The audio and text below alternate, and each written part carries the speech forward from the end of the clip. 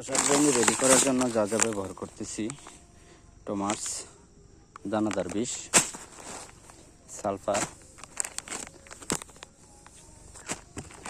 তারপরে হচ্ছে নেপথালিক acid, এগ্রিজিম, carbon ডাইজিম 50 গ্রাম, মানে ছত্রাকনাশক, তারপরে আবার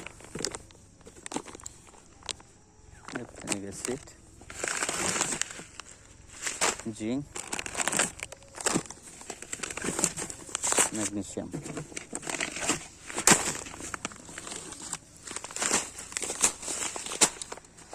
জিঙ্ক, ম্যাগনেসিয়াম, দানাদার বীজ সব একসাথে মিশ্রণ করে জমি রেডি করা হচ্ছে। অনেক কষ্ট করে ফসল উৎপাদন করতে হয়, সহজে হয় না। বোরন 20% দেওয়া হচ্ছে।